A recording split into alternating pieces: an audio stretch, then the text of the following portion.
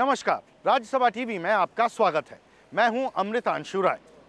आप देख रहे हैं हमारा विशेष कार्यक्रम जनतंत्र आपके द्वार। इस कार्यक्रम में हम आपको संसदीय स्थायी समिति की सिफारिशों के बारे में जानकारी देते हैं। आज हम बात करेंगे रेलवे स्थायी समिति के बारे में, जिसने रेलवे में खान पान सेवाओं की सुधार के बारे में सिफारिशें की हैं।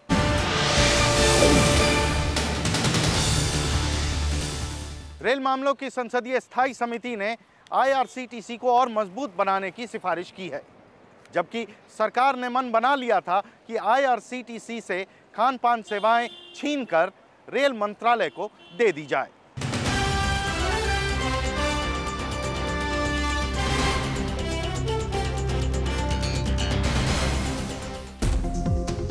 रेलवे की नई कैटरिंग नीति के तहत भारतीय रेलों में टूरिज्म और कैटरिंग का दारोमदार संभालने वाली इंडियन रेलवे कैटरिंग और टूरिज्म कॉर्पोरेशन से कैटरिंग की जिम्मेदारियां वापस ले ली जाएंगी। आईआरसीटीसी सिर्फ फूड प्लाजा और फूड कोर्ट चलाने के लिए जिम्मेदार होगा और रेल में खान पान से जुड़ी बाकी तमाम जिम्मेदारियां रेलवे के क्षेत्रीय केंद्र संभालेंगे। रेलवे मामलों की संसदीय समिति की रिपोर्ट में सरकार को सलाह दी गई है कि आईआरसीटीसी से कैटरिंग सेवाएं वापस लेने के बाद निगम में हाई एंड टूरिज्म और हाई एंड कैटरिंग के बुनियादी लक्ष्यों को हासिल करने में रेल विभाग को जरूरी कदम उठाने चाहिए, ताकि भविष्य में आईआरसीटीसी के व्यावसायिक हितों की सुरक्षा की जा सके। As regards passenger amenities, fooding is the primary object. Till now, we are not able to cater better food to the passengers. So we have given many suggestions regarding canteen facilities, cleanliness of the diets, better water, better service to the passengers. एक बड़ा व्यवस्था है। इसके लिए जो passengers train में जाते हैं वो उन लोग नाइट ट्रैवल रहता है, 2 डे ट्रैवल रहता है, सो ये फैमिली के साथ जाते रहते हैं। उन लोगों के वास्ते सही खाना देना चाहिए, सही प्राइस में देना चाहिए, क्योंकि the cheapest mode of travel अपने देश में रेल ट्रैवल है और पूरा वर्ल्ड में देखा जाए तो इंडियन रेलवेज जो है second largest network in the world. दरअसल रेलवे में कैटरिंग सेवा पहले पूरी तरह रेल प्रशासन के ही अधीन था, लेकिन बाद में सेवा को आउटसोर्सिंग करके इसे भारतीय rail catering and tourism corporation यानी आईआरसीटीसी को सौंप दिया गया। अब रेलवे की खान पान सेवाओं में बढ़ती शिकायतों के मद्देनजर रेल प्रशासन कैटरिंग सेवा को फिर से अपने अधीन लेने में जुट गया है। रेलवे बोर्ड ने साल 2010 में ही आदेश जारी कर दिया था, जिसके बाद रेलवे धीरे धीरे कैटरिंग सेवा को अपने अधीन करने की योजना बनाने लगा। इसके लिए 2005 की खान पान नीति के स्थान पर नई रेल कैटरिंग नीति 2010 पेश की गई। समिति की रिपोर्ट में सिफारिश की गई है कि कॉर्पोरेशन में प्रतिनियुक्ति पर काम कर रहे रेलवे कर्मचारियों को वहीं रहने दिया जाए और नई कैटरिंग नीति का हवाला देकर इन्हें रेलवे में वापस बुलाने का फैसला नहीं करना चाहिए। जो फूड प्लाजाज है ये सब कैटर करने के वास्ते इन लोगों को पब्लिक को थ्रू फूड प्लाजाज जो कैटरिंग होएगा ये आईआरसीटी एम्प्लॉयज़ करेंगे। सो ये एक सेक्शन दूसरा बना गया है, उसको एक रिस्पॉन्सिबिलिटी दिया गया है। स्टैंडिंग कमेटी ने जो सजेशन दिया है गवर्नमेंट को पैसेंजर एम्यूनिटी के लिए, वो ज़्यादा ये दिया है, जो गुरुत्व दिया है, गंभीर से गुरुत्व दिया है। इसीलिए सजेस्ट किया है कि एवरी ट्रेन उनका ओन कैटरिंग सिस्टम होना चाहिए, कैंटीन सिस्टम होना चाहिए। ऑल्सो हमारा फिर जो पानी का सवाल में वो आपका ओन मशीनरी होगा जो कि उनका पानी पैदा करता है, अच्छा पानी पड़ने पर पैसेंजर पाएंगे। आउटसोर्सिंग बिल्कुल अच्छा ठीक नहीं, वो डार्टी वाटर दे प्रोवाइड। नई खान पान नीति में जिन बातों पर खास जोर है वो हैं ट्रेनों में परोसे जाने वाले खाने की शुद्धता और स्वाद को सुनिश्चित करना, कैटरिंग ठेकों में एकाधिकार समाप्त करना, मार्च 2010 के बाद किसी भी पुराने वेंडर को बेवजह नहीं निकाला जाएगा, आरक्षित श्रेणियों में वेंडरों को पहले की ही तरह संरक्षण दिया जाएगा, खान पान ठेकों में बड़ी कंपनियों के एकाधिकार को समाप्त करने और छोटी इकाइयों को संरक्षण देने का वादा किया गया है। साथ ही ए, बी और सी श्रेणी के स्टेशनों पर निविदा प्रणाली और 12% लाइसेंस शुल्क को नई नीति में भी बरकरार रखा गया है। लॉन्ग टर्म में सब लोग एडजस्ट कर लेंगे।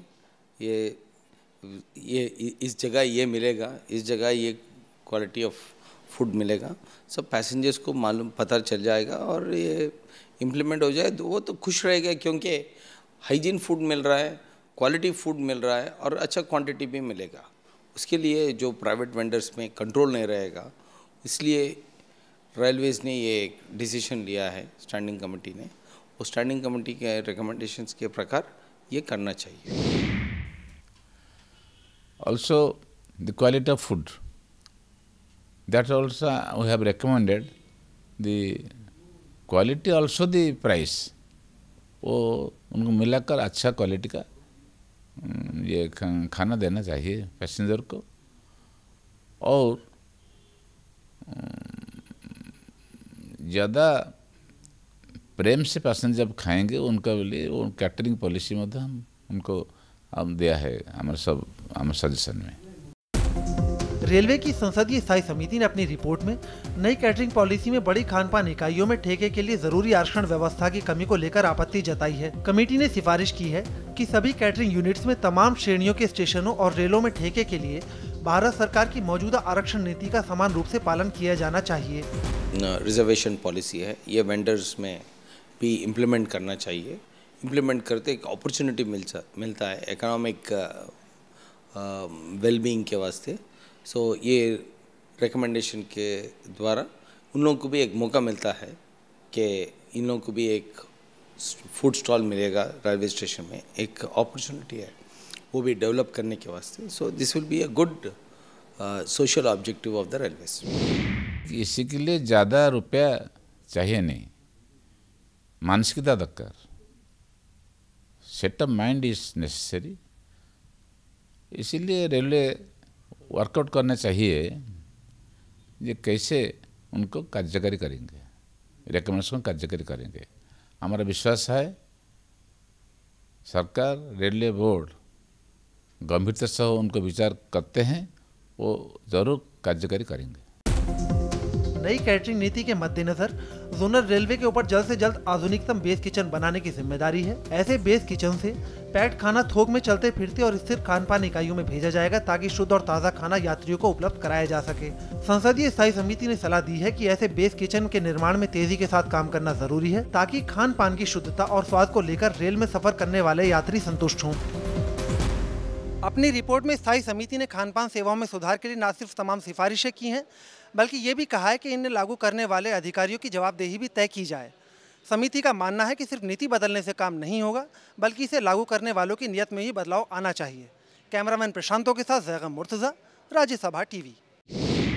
स्थायी समिति ने सरकार को कहा है कि नई कैटरिंग पॉलिसी का हवाला दे करके IRCTC से कर्मचारियों को रेलवे में ना बुलाया जाए। इस पर ज्यादा बातचीत करने के लिए मेरे साथ है मेरे सहयोगी जैगम मुर्तजा। जैगम, और क्या कहा है समिति ने? देखिए, रेलों में पहले खान पान का जिम्मा रेलवे खुद ही संभालता था, लेकिन बाद में इसे आउटसोर्स करके IRCTC को दे दिया गया। इस बीच IRCTC में बहुत सारे कर्मचारी प्रतिनियुक्ति पर रेलवे से चले गए।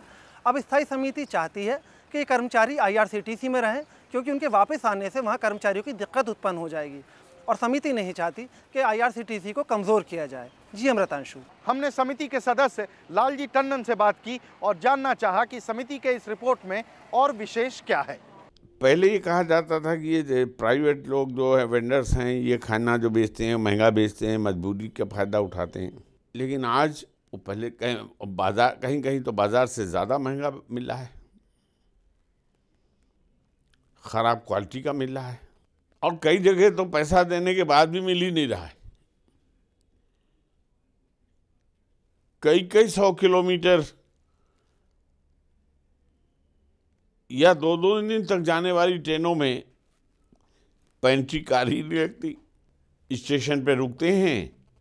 अब स्टेशन के ऊपर जो वेंडर्स बेचा करते थे उनको तो बंद कर दिया।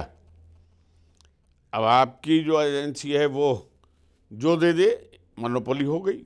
तो क्या आपकी राय है कि रेलवे में यात्री सुविधाओं की हालत बहुत ज़्यादा ख़राब है? तो लंबे सफ़र पे जा रहे हैं उनको खान पान की तकलीफ़ है।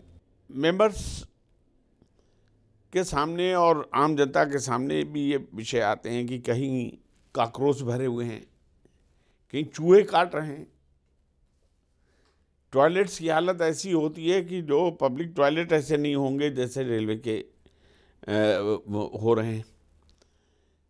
जहाँ बिछाने के बिस्तर हैं, कंबल हैं, कई बार अच्छे कंबल बदले जाते हैं, उसके बाद वो गायब हो जाते हैं, उसकी जगह फिर फटे हुए आ जाते हैं, और आज तक कोई उसके ऊपर क्यों बदले गए, किसके आदेश से बदले गए, कहाँ चले गए, ये एक ऐसी विषय है कि जिसका कोई अंत नहीं। तो क्या आप कहना चाहते हैं कि IRCTC ने अपनी जिम्मेदारी को ठीक से नहीं निभाया है? नहीं, बड़े स्टेशन के ऊपर उनके जो रेस्टोरेंट हैं वो बड़े हो गए, ज़्यादा वहाँ पर सामान भी मिलने लगा। महंगा है, अलग है, लेकिन उन जगहों पर सोचिए कि जहाँ पर मीलों 50 मील तक कोई इस तरह का स्टेशन नहीं है कि जहाँ पर उस तरह का खाना मिल जाए, तो कहीं का खाना कहीं आ गया और वहाँ पर कब का बना हुआ है, और वो उस तरह से जो सप्लाई की है उसके कारण उसकी व्यवस्था ठीक नहीं हो रही। उसके पूरे ढांचे को आमूल परिवर्तन करना होगा। अच्छा, एक और चीज़ जो समिति ने कही है, वो कहा है कि रेलवे में IRCTC और रेलवे का खान पान पर एकाधिकार खत्म होना चाहिए। इस पर आपकी अपनी क्या राय है?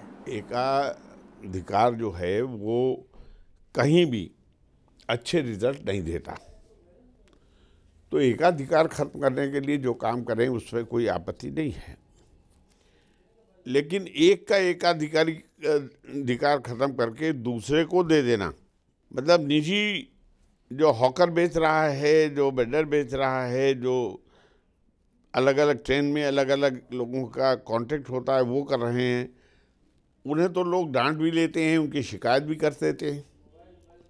इनकी तो कोई शिकायत भी सुनने वाला नहीं, इन्हें तो कोई कहने वाला भी नहीं। इनके संचालन करने वाले तो बड़े बड़े अफसर हैं जो कमरों के अंदर बैठे हुए हैं, वो आपको पैक एक चीज़ ला कर देख कर गए और पैसा लिया और चले गए। उसके अंदर क्या है, कैसा है, सड़ा हुआ है, बासी है, ख़राब है, कोई जवाबदेह नहीं है। तो आपको लगता है कि अगर समिति की सिफारिशें मान ली जाएं तो रेलवे की जो खान पान व्यवस्था है उसमें एक बहुत बड़ा परिवर्तन आ जाएगा? मतलब कोशिश तो हम लोगों की यही होती है कि भाई कुछ बदलाव आए, लेकिन लाना है वो सरकार को। सरकार में मैंने जैसे कहा कि पिछले कुछ वर्षों में ऐसा लगा कि कोई मंत्री है ही नहीं, या जो मंत्री हैं वो घोषणा मंत्री हैं। ऐसा लगा कि एक बार तो कि रेल मंत्री के बजट में कि सारे सरकार के जितने मुख्य विभाग हैं सबके काम रेलवे ही करेगा। जाहिर है कि जिसका काम जो है वो उससे हटकर अब दुनिया भर की बात सोचते हैं। रेलवे के पास रिसोर्सेज की कमी नहीं है, आमदनी की लीकेज और भ्रष्टाचार दूसरा जो सबसे बड़ा स्रोत उसका है कि रेलवे की संपत्ति। तो क्या आपका कहना है कि जो रेलवे की खान पान सेवाएं हैं इनमें निजी भागीदारी बढ़े और ये रेलवे खान पान सेवाएं निजी क्षेत्र को दे दी जाएं? FDI चिल्ला रहे हैं, मेट्रो में FDI आ सकती है तो इसमें क्यों नहीं आ सकती? जॉइंट वेंचर में काम करने की बात आई, कोई रेलवे के साथ करने को तैयार नहीं होता। जो उनके रिसोर्सेज और होने चाहिए उसमें इन्वेस्टमेंट के उसके रास्ते बंद हैं। जो रेगुलर इनकम हो रही है उसका सही उपयोग नहीं हो रहा है। अब समय हो चला है एक ब्रेक का। ब्रेक के बाद लौटेंगे और बताएंगे कि समिति ने नई केटरिंग पॉलिसी के बारे में और क्या सिफारिशें दी हैं। ब्रेक के बाद आपका स्वागत है। रेलवे स्थायी समिति ने रेलवे में पीने के पानी को लेकर चिंता जाहिर की है। स्थायी समिति का कहना है कि साफ पानी का सप्लाई रेलवे की प्राथमिकता होनी चाहिए।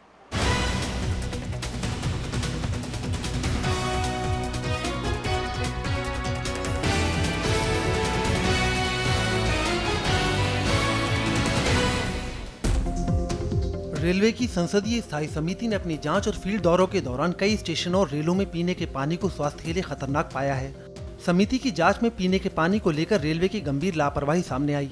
मसलन बिना फिल्टर की टंकियों में जमा पानी, टंकियों की साफ सफाई की महीनों तक अनदेखी, कुछ ट्रेनों में पानी की सीलबंद बोतलों और पाउच की सप्लाई न होना, पानी की बोतलों की सप्लाई में एक्सपायरी डेट और मैन्युफैक्चरिंग विवरणों का न होना और बिना सीलबंद पानी की बोतलों की बिक्री।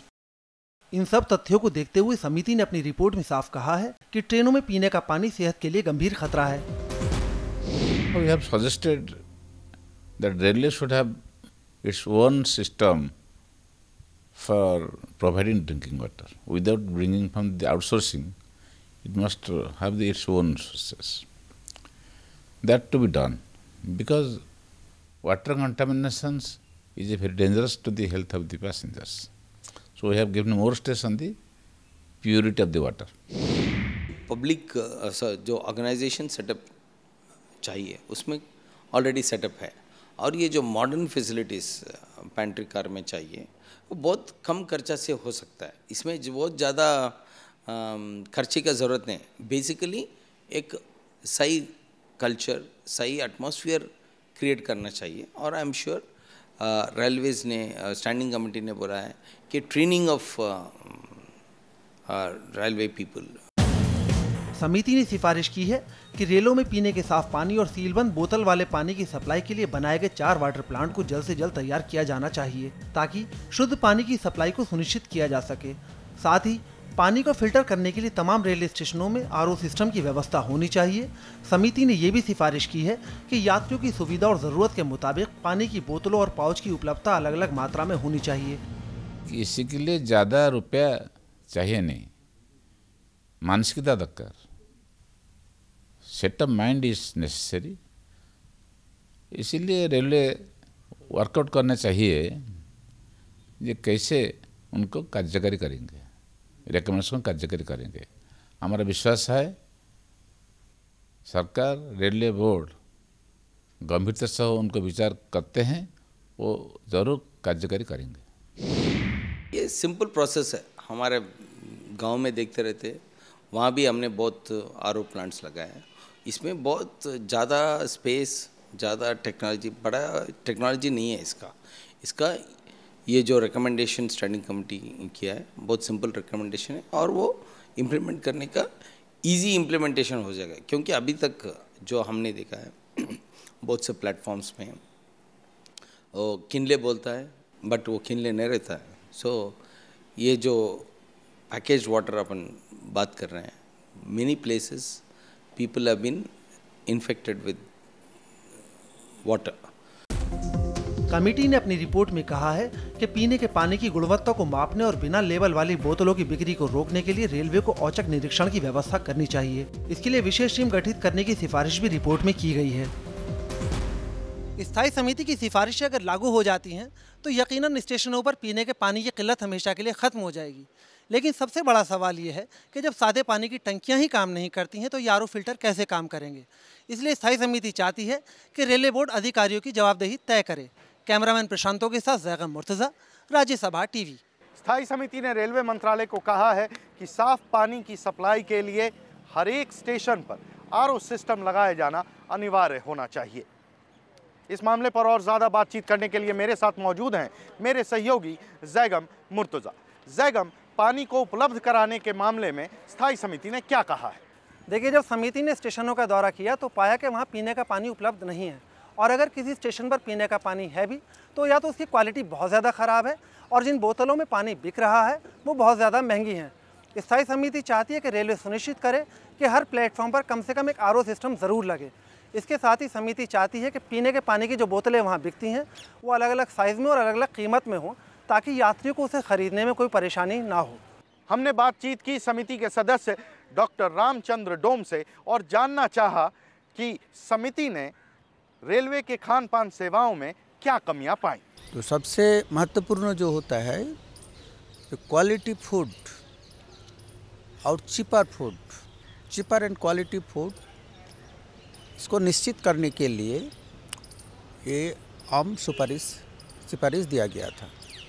और उसी के साथ जुड़े हुए हैं जो लॉन्ग डिस्टेंस ट्रेन है, वो ट्रेन में बहुत सारे ट्रेन में पेंट्री कार का प्रोविज़न नहीं है, जहाँ 16-16 घंटे के जर्नी, 16 से अधिक घंटे के जर्नी होता है, तो इसी में तो पेंट्री कार का बहुत ही ज़रूरी है।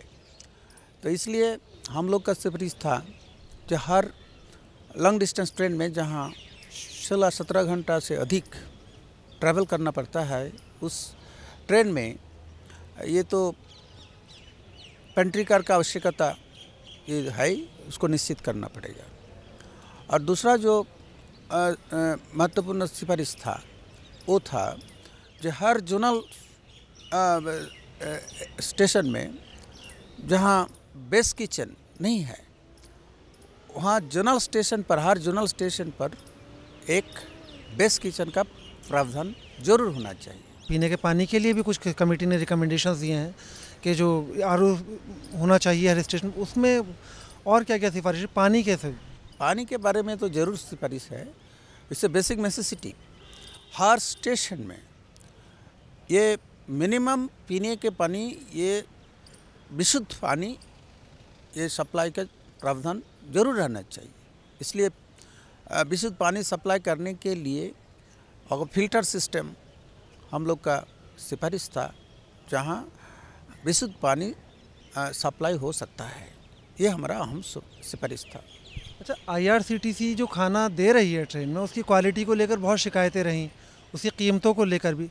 आपको लगता है बेस किचन वाला जो एक नया सिस्टम आप लेकर आपने जो रिकमेंड किया है, या ये आपने कहा है कि रेलवे खुद खान पान सेवा देगा, इससे क्वालिटी में सुधार आएगा, कीमतों पे कुछ असर पड़ेगा? ये तो ऐसा उम्मीद है, लेकिन अगर देखा जाएगा, ये क्वालिटी तो मेंटेन करना बहुत ही महत्वपूर्ण है, लेकिन साथ ही साथ आम पैसेंजर के लिए चीपर फूड भी सप्लाई करना चाहिए। तो ये दोनों तरफ का बैलेंस करने के लिए आईआरसीटीसी भी कोशिश किए हैं, लेकिन उनका बहुत सारे फल था, उस फल को सुधारना पड़ेगा।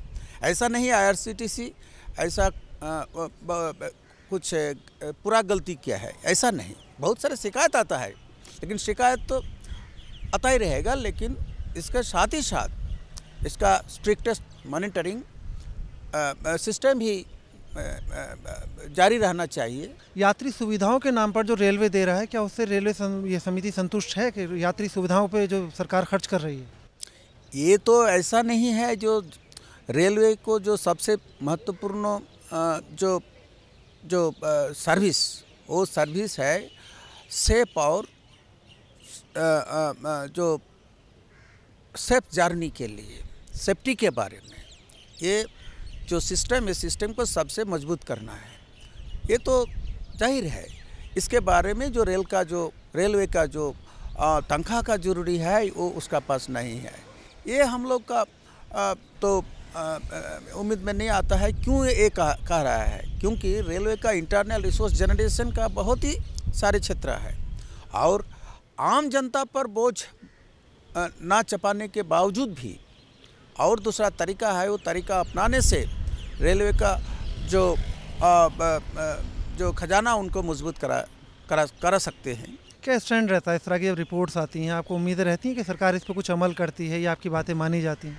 ये तो एक सिस्टम है, पार्लियामेंट्री सिस्टम है। तो ये पार्लियामेंट में जो आम पॉलिसी मैटर्स जो आता है, वो कमेटी, ये स्टैंडिंग कमेटी तो एग्जामिन करते हैं, उसका बाद सिफारिशें करते हैं। हाउस में भी बहस होता है, हाउस में भी कोई बहुत सारे सिफारिश आता है। लेकिन ये तो गवर्नमेंट का मामला है। गवर्नमेंट अगर ये सारे सिफारिश को कंसीडर तो उनका ही करना है, जिम्मेदारी तो उनका है। लेकिन दुख की बात ये है, बहुत सारे सिफारिश है, लेकिन सरकार ने इस पर अमल नहीं देते हैं। हम इस प्रोग्राम के आखिरी पड़ाव पर हैं, और चलते चलते आइए हम आपको दिखाते हैं समिति के सदस्य लालजी टंडन का नजरिया। स्टैंडिंग कमेटी ने हर विषय के ऊपर, खान पान पर, सुविधाओं पर, सबके ऊपर डिस्कशन किया और अपनी सिफारिशें भी दी, कई रिपोर्ट। लेकिन स्टैंडिंग कमेटी की अपनी सीमा सुझाव देने तक की है कि वो अध्ययन करके, विभिन्न विषयों का पर अध्ययन करके अपनी रिपोर्ट संसद में पेश कर देती है, और फिर वो सरकार उस पर निर्णय लेती। लेकिन अगर सरकार में ही कोई कुछ सीरियसली ना ले तो उसका कोई मतलब नहीं। जनतंत्र आपके द्वार कार्यक्रम को देखने के लिए शुक्रिया। हम वापस लौटेंगे एक नए मुद्दे, एक नई रिपोर्ट के साथ। देखते रहिए राज्यसभा टीवी।